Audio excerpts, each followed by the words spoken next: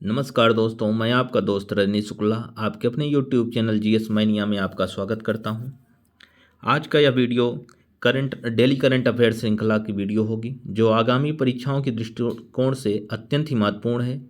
Please video को अंत तक देखिएगा और इसे लाइक, सब्सक्राइब और शेयर करना ना भूलिएगा। चलिए विषय पर चलते हैं।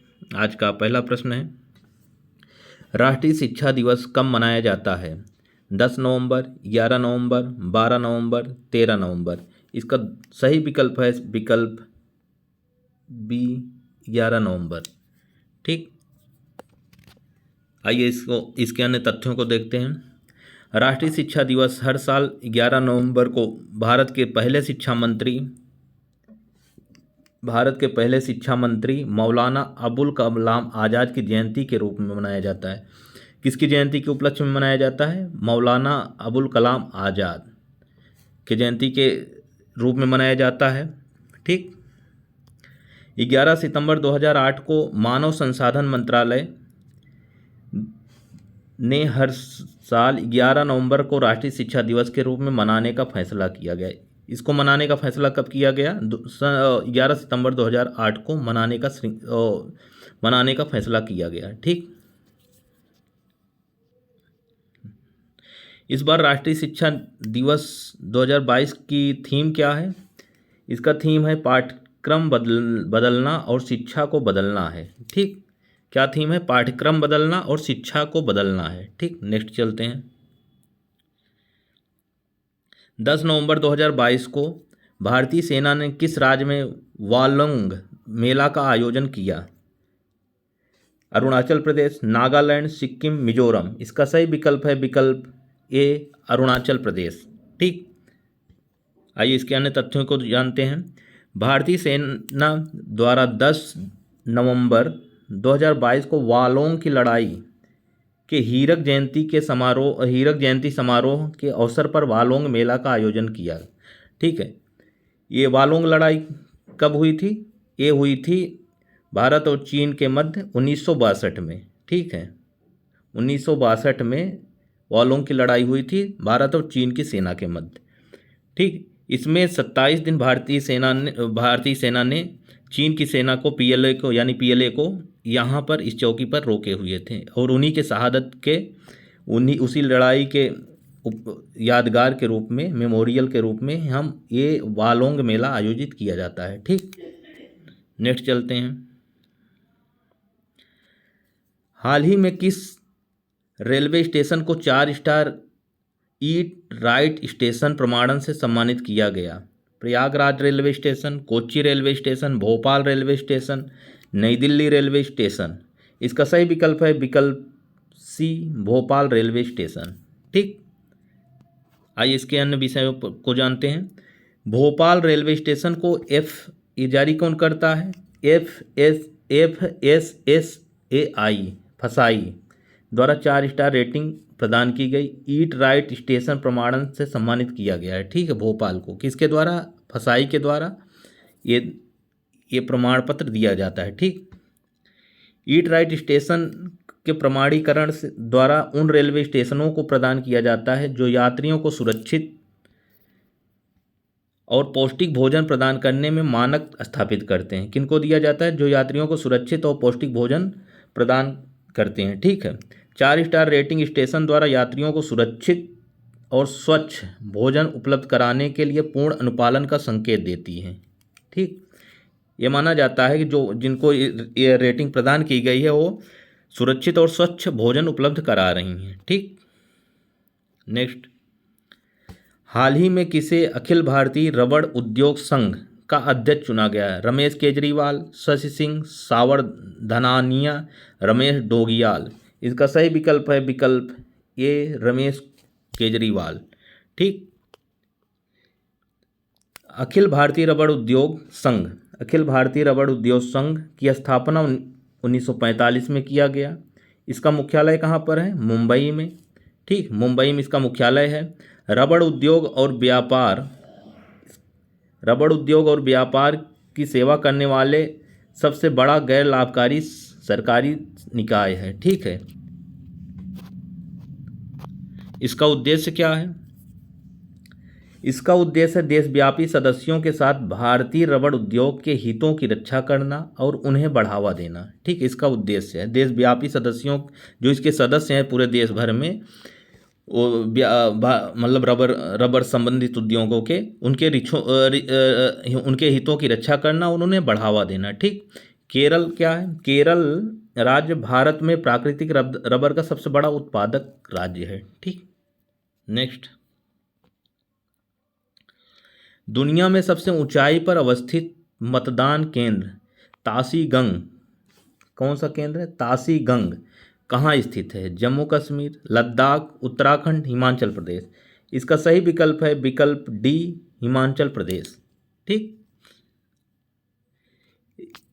तासी गंग जो है दुनिया की सबसे ऊंचाई पर स्थित मतदान केंद्र है। ठीक है, यह शीत मरुस्थल के नाम से विख्यात हिमाचल प्रदेश के लाहौल स्पीति जिला में स्थित है। ठीक है, यहाँ लगातार तीसरी बार 100% मतदान हुआ है। लगातार तीसरी बार 100% मतदान का रिकॉर्ड इसके नाम है। ठीक, और यहाँ जो है साल के 7 महीने यह बर्फ़ से ढका रहता है और यहाँ के टेम्परेचर -40 डिग्री तक चला जाता है। ठीक, आइए नेक्स्ट चलते हैं। हाल ही में भारतीय सेना ने कहाँ वीर नारियों के लिए एकल सुविधा के रूप में वीरांगना सेवा केंद्र शुरू किया है? ठीक, वीरांगना सेवा केंद्र शुरू किया है। हैदराबाद, नई दिल्ली, जैसलमेर, श्रीनगर। इसका सही विकल्प है विकल्प बी, नई दिल्ली। ठीक, आइए जानते हैं ये केंद्र क्या है।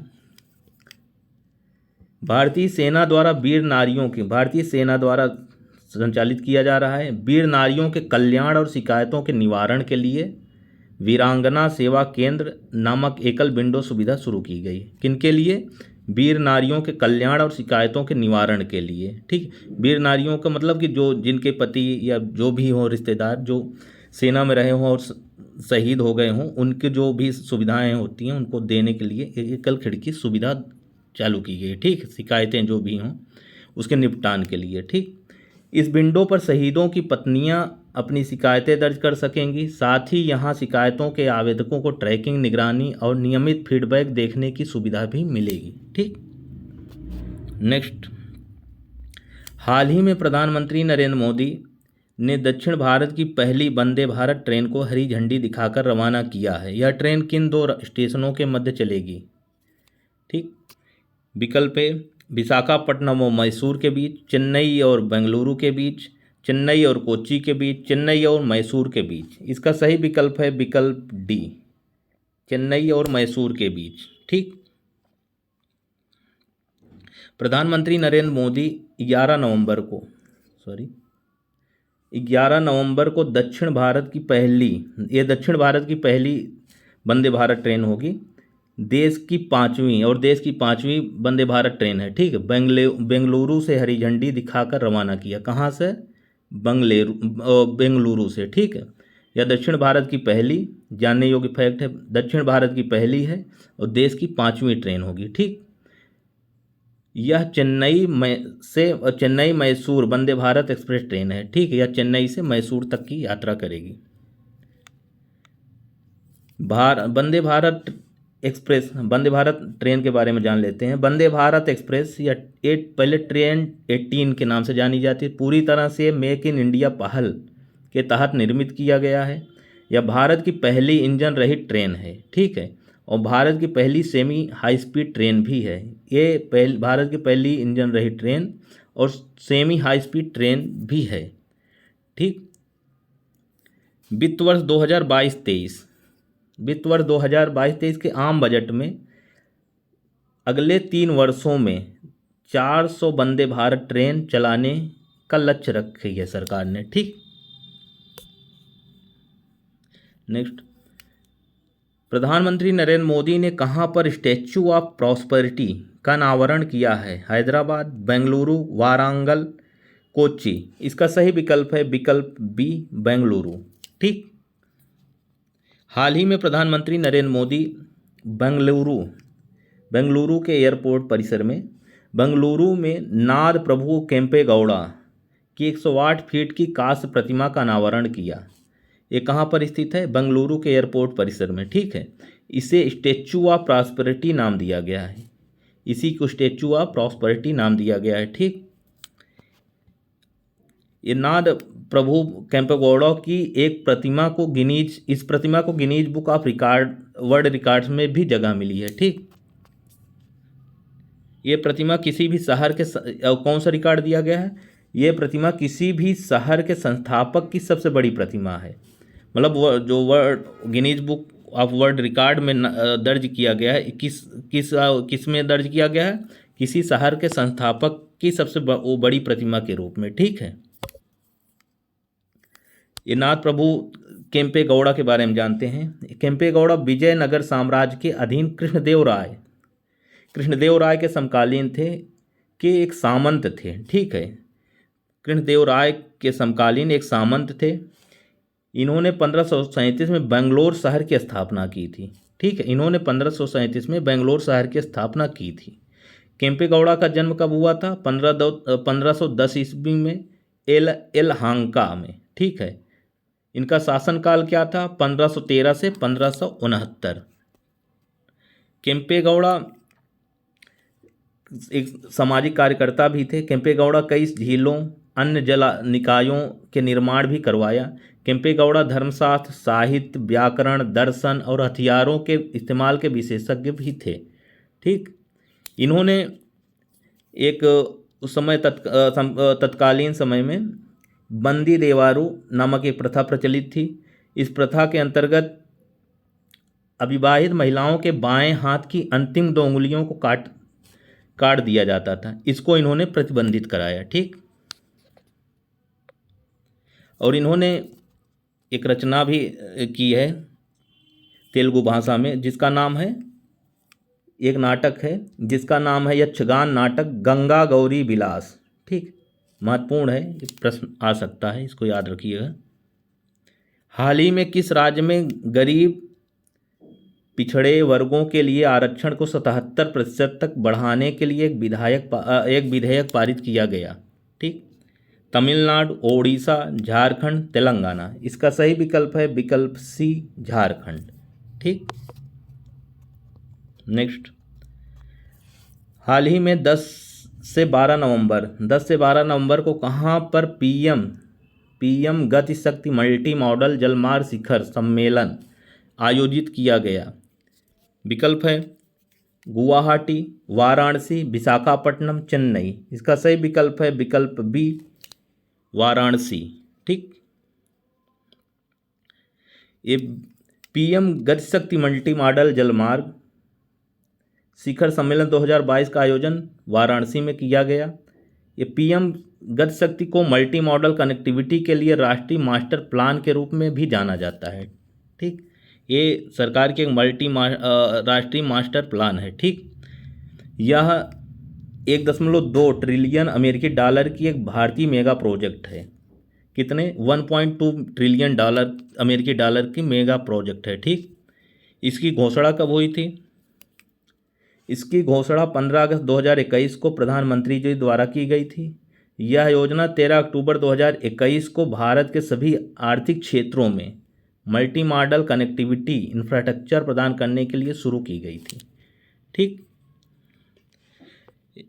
ये आज का अंतिम प्रश्न रहा। अगर आपको मेरा कंटेंट पसंद आया हो तो प्लीज़ मेरे चैनल को लाइक, सब्सक्राइब एंड शेयर करना ना भूलें। हाँ, अगर इसका PDF चाहते हैं तो डिस्क्रिप्शन में दिए गए टेलीग्राम लिंक पर जाकर वहाँ से डाउनलोड कर सकते हैं। धन्यवाद।